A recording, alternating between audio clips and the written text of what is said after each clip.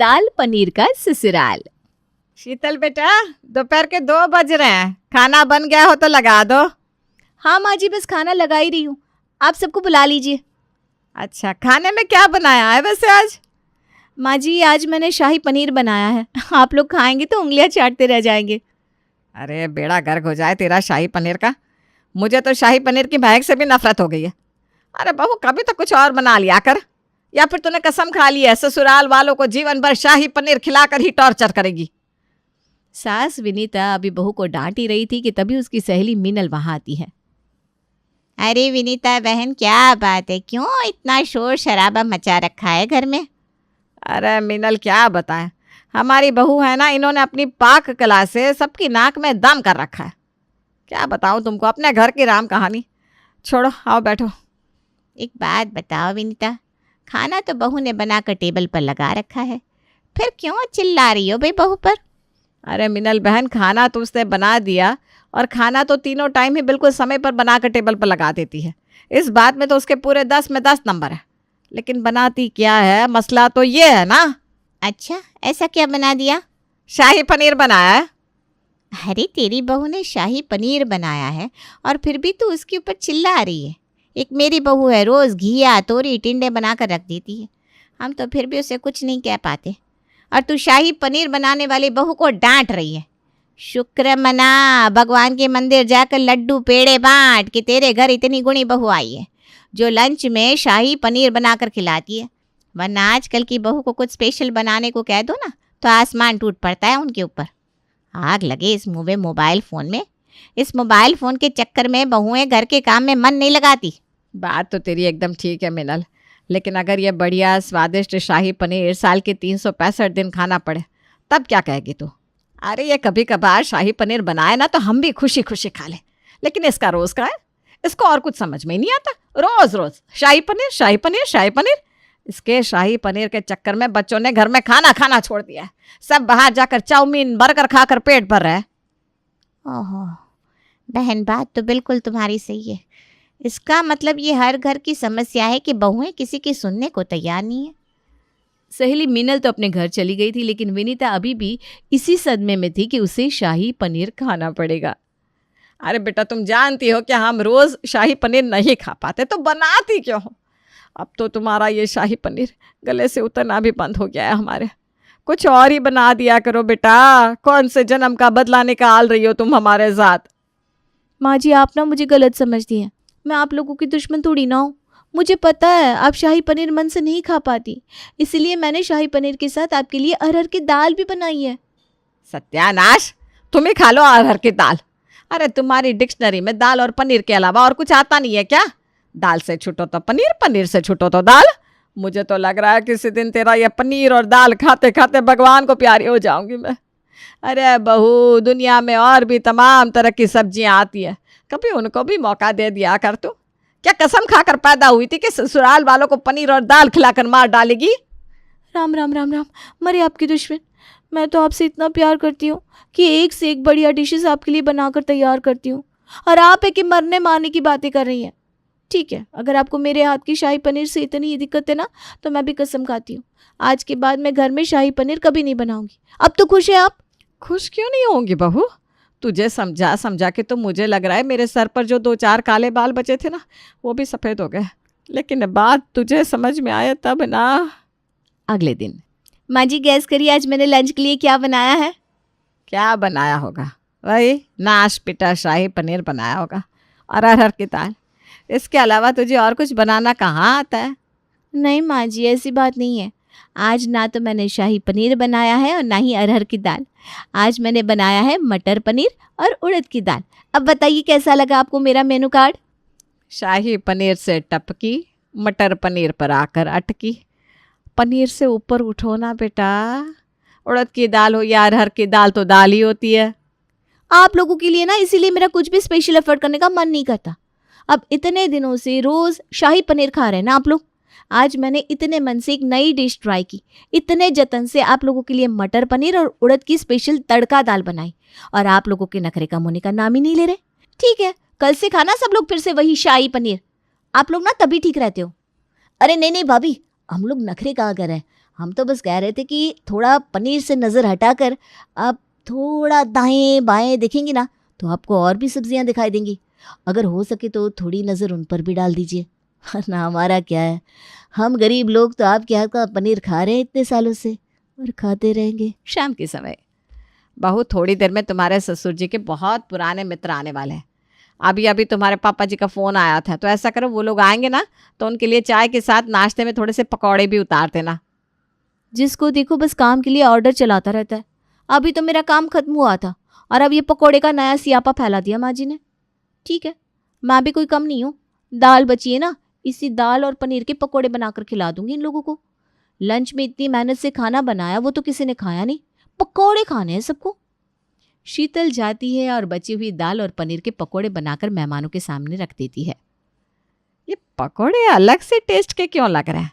किस चीज़ के पकोड़े बनाए तुमने? माँ जी अलग नहीं लग रहे, टेस्टी लग रहे हैं, ऐसा बोलिए। आपकी बहू को आप ऐसा वैसे समझते हैं क्या? दाल के पकोड़े थे, अब बताइए लग रहे हैं ना कमाल के। अरे लंच में दाल खिलाकर मन नहीं भरा था क्या तेरा, कि पकोड़े भी दाल के लाकर रख दिया हमारे सामने? अरे बेटा, अपनी पत्नी को कुछ समझाते क्यों नहीं हो? हमारी बात तो उसे समझ में आती नहीं। कितनी बार उसे समझा दिया कि कभी कुछ ढंग का खाना बना लिया करो, लेकिन उसके कानों पर जू रहेंगे तब ना। मैं बता रही हूँ, अगर आज डिनर में तुम्हारी बीवी ने दाल या पनीर में से कुछ भी बनाया ना तो मैं भूख हड़ताल पर चली जाऊंगी। मम्मी अब बिना बात ही ना बात का बतंगड़ बना रही हो। कितनी मेहनती है आपकी बहू, दिन के तीनों समय बिल्कुल टाइम से खाना बनाकर डाइनिंग टेबल पर लगा देती है। पूरे मोहल्ले में ढूंढने से भी ऐसी बहू नहीं मिलेगी आपको। और एक बार में 2-2 सब्जियां बनती है, आपको तो खुश होना चाहिए। अरे चुप कर नालायक, नहीं खानी हमें एक बार में 2-2 सब्जी। तू हाथ जुड़वा ले अपनी बीवी से, कह दे कि हमें बिल्कुल उबला हुआ सादा खाना बनाकर दे दिया करे, लेकिन ये पनीर और दाल मेरे सामने ना रखे। उसे देखकर मेरा बीपी बढ़ने लगता है। सही सही बता रही हूँ, किसी दिन ना तेरी बीवी का ये पनीर देखकर मुझे हार्ट अटैक आ जाएगा। आप ना छोटी छोटी बातों में एकदम फैलने लग जाती हो। मतलब खाने के नाम पर ऐसी बातें कौन करता है? ठीक है, बोल दूंगा आज रात में कि पनीर की सब्जी और दाल घर में बिल्कुल नहीं बनेंगे। अब आप खुश? विनोद अपनी पत्नी के पास जाता है। अरे तुम क्यों कर रही हो ये सब? इतनी मेहनत से खाना बनाती हो और फिर उस खाने को कोई मन से खाता नहीं। तुम्हें अच्छा लगता है क्या? जब मम्मी मना कर रही है कि उनको दाल नहीं खानी, उनको पनीर नहीं खाना, तो तुम क्यों ज़बरदस्ती उनको दाल रोटी और पनीर खिला रही हो? देखो, आज दाल रोटी कुछ भी मत बनाओ, दुनिया में वैरायटीज़ की कोई कमी तो है नहीं। तो ठीक है ना, इसमें इतना चिल्लाने जैसी क्या बात है? सब कुछ पका पकाया मिल रहा है, इसलिए घर में सबके तेवर बदल रहे हैं। ठीक है, मैं आज डिनर में ना दाल बनाऊंगी ना पनीर की सब्जी। 1 घंटे बाद बहू शीतल ने डिनर बनाकर टेबल पर लगा दिया। सास विनीता जो शाम को टहलने के लिए गई थी, जब घर में आई तो उसे पराठों की महक आने लगी। अरे बहू, महक तो बहुत अच्छी आ रही है। आज पराठे बना रही हो क्या? बिल्कुल ठीक पहचाना माँ जी आपने। आपने ही दोपहर में हल्ला किया हुआ था ना कि आज आपको पनीर की सब्जी, रोटी, दाल ये सब नहीं खाना, तो मैंने सोचा आज आप लोगों के लिए पराठे बना देती हूँ। आप लोग भी याद करेंगे कि किस दिलदार बहू से पाला पड़ा था आपका। वैसे बहू मानना पड़ेगा, तू दिल की इतनी बुरी भी नहीं है। थोड़ी ज़िद्दी है, पर बाद में समझ जाती है। चल ठीक है, अब तो हमारे घर आ गई है ना, तो काम तो हम चला ही लेंगे। अच्छा, पराठों के साथ अब बढ़िया सी चाय और थोड़ी सी चटनी बना लेना बेटा, मज़ा आ जाएगा। अरे चाय चटनी इतना सब ऑर्डर तो दे दिया तुमने भाग्यवान बहू से। ये तो पूछो पराठे बनाए किस चीज़ के हैं? अरे हाँ, ये आपने बिल्कुल ठीक कहा। वैसे मुझे पता है आलू के पराठे बनाए होंगे। इस सीज़न में ना बहुत ही बेहतरीन आलू आए हुए हैं। बिल्कुल गलत माँ जी, मैंने कोई आलू के पराठे नहीं बनाए। मैंने तो बनाए हेल्दी एंड टेस्टी पनीर के पराठे। क्या कहा? पनीर के पराठे? अरे मुझे ये समझ में नहीं आता, पनीर से मेरा इस जन्म में पीछा छूटेगा कि नहीं? माँ जी, आपकी बहू ना मास्टर शेफ से कम नहीं है। मुझे पता था कि मैंने एक तरह के पराठे बनाए तो आप आकर नखरे ज़रूर दिखाएंगी, इसलिए मैंने पनीर के पराठे के साथ साथ एक और वैरायटी के पराठे भी बनाए हैं। गैस करिए माँ जी। अगर आपने गैस कर लिया ना तो मेरा प्रॉमिस है, कल मैं आपको ब्रेकफास्ट में एकदम नई डिश बनाकर खिलाने वाली हूँ। अरे और क्या बनाया होगा तूने? मुझे पक्का पता है दाल के पराठे बनाए होंगे। बोल सही कि गलत? माँ जी, ये करी ना आपने शीतल की सास वाली बात। अब आप इतने दिनों से मेरे साथ रह रही हैं तो मुझे समझने लगी है। बिल्कुल सही जवाब है आपका। तू अपना ये पनीर का और दाल का पराठा अपने पास रख ले। हमें नहीं खाना तेरा स्पेशल नाश्ता। मुझे पता है तेरा स्पेशल नाश्ता पराठे से शुरू होकर पकौड़े पर ख़त्म हो जाता है। बस माँ जी, यही समझाना आपने मुझे। आपको पकौड़े और पराठे में यूज़ होने वाले तेल मसालों से ही दिक्कत है ना। ठीक है, मैं आपको वादा कर रही हूँ, कल आपको लो फैट वाला नाश्ता मिलेगा। अगले दिन सुबह, माँ जी आइए, आपका लो फैट लो मसाला ब्रेकफास्ट बनकर तैयार है। आज तो आप खुश हो ही जाएंगी। अच्छा, ऐसा क्या बना दिया तूने जो अपने मुंह मियाँ मिट्ठू बनी हुई है? रोज़ अरहर की दाल बनती थी, आज मूंग की दाल बना दी होगी। बस इतना ही अंतर आता है तुझे करना। इससे कुछ भी नहीं है माँ जी। आज मैंने मूंग की दाल की चीले बनाए हैं। एक बूंद तेल में बनकर तैयार हुआ है ये क्रिस्पी टेस्टी मूंग की दाल की चीले। और पता है, इसके अंदर मैंने स्टफिंग में पनीर भरा है। इससे ज़्यादा हाई प्रोटीन और टेस्टी नाश्ता कुछ और हो सकता है क्या? माँ, तुम क्यों इसके चक्कर में पड़ती हो? तुम्हें पता है ना, इसका कांटा पनीर और दाल से ऊपर हो ही नहीं सकता। मैंने तो समझौता कर लिया है। आप भी जितनी जल्दी ये बात समझ जाओगे ना, उतना ही अच्छा होगा कि आपकी बहू दाल और पनीर के अलावा कोई तीसरी चीज़ नहीं बनाने वाली। थोड़ी देर बाद विनीता की बहन शैलजा का उसके पास फ़ोन आता है। विनीता बहन, मेरी बेटी प्रीति की शादी पक्की हो गई है। पूरे 2 महीने बाद का शादी का मुहूर्त निकला है।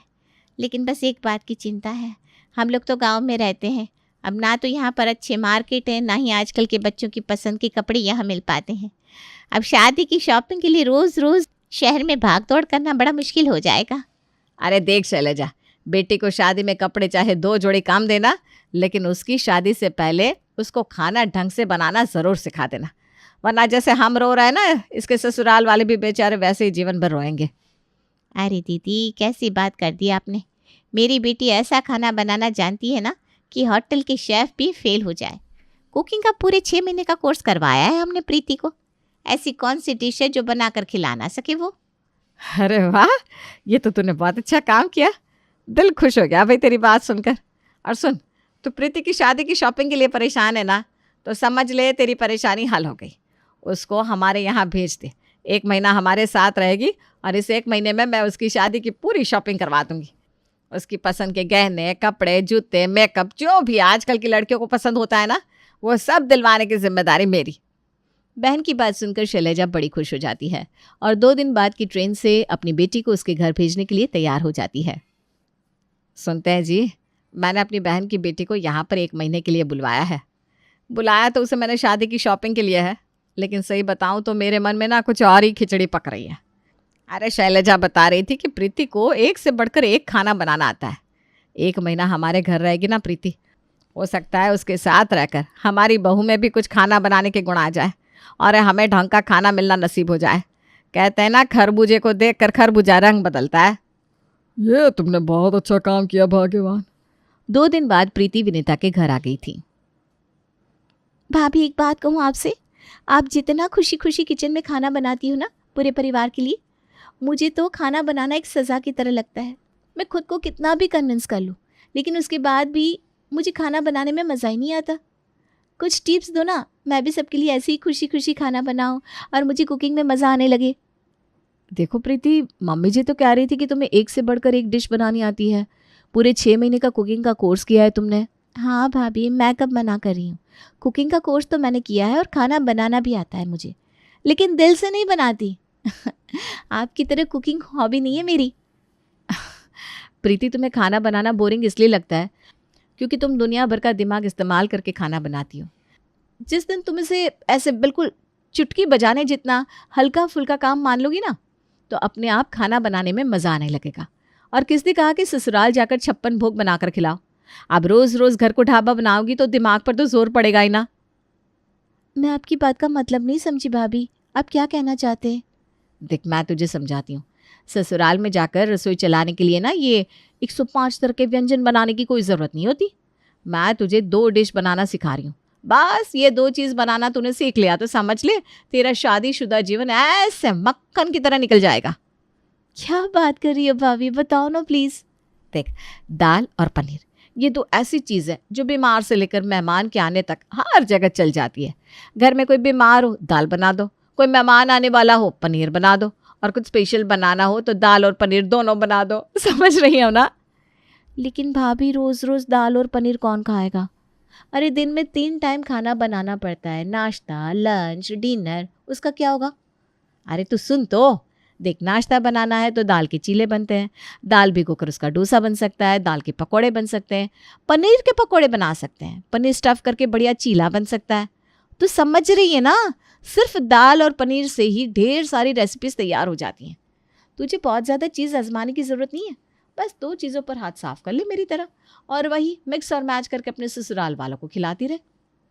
भाभी लेकिन राजीव जी ना पराठों के बड़े शौकीन हैं। उन्होंने मुझे पहले ही बोल दिया है कि हफ्ते में 3 दिन पराठे खाने होते हैं उनको, और मुझसे ना आलू के पराठे फट जाते हैं, बनते ही नहीं। अरे तो किसने कहा तुझे आलू के पराठे बनाने को? तू दाल के पराठे बनाना सीख ले। बची हुई दाल को आटे में गूंथ कर उसी के गर्मा गर्म पराठे सेक दे, ना फटने का झंझट ना बेलने का। पूरे 1 महीने तक प्रीति और शीतल किचन में साथ साथ खाना बनाते। 1 महीने के बाद जब शीतल अपने घर लौटी तो उसके कुछ दिनों बाद शैलजा मौसी का फ़ोन अपनी बहन विनीता के पास आया। अरे दीदी, क्या सिखा दिया आपकी बहू ने मेरी बेटी को? क्या हुआ शैलजा, ऐसा क्या सिखा दिया बहू ने प्रीति को? पूरे 6 महीने का कुकिंग का कोर्स करवाया था मैंने प्रीति को। हज़ारों रुपए का खर्चा किया ताकि कल को कोई इस बात का ताना ना दे कि हमने अपनी बेटी को ढंग से खाना बनाना नहीं सिखाया। और आपकी बहू ने 1 महीने में मेरे किए किराए पर पानी फेर दिया। अरे लड़की अब दाल और पनीर के अलावा कुछ और बनाने के लिए तैयार ही नहीं है। कहती है मैंने बिना बात उसको 6 महीने का कुकिंग कोर्स कराया। जब रसोई सिर्फ दाल और पनीर से चल सकती है तो वो 105 तरह के व्यंजन क्यों बनाए?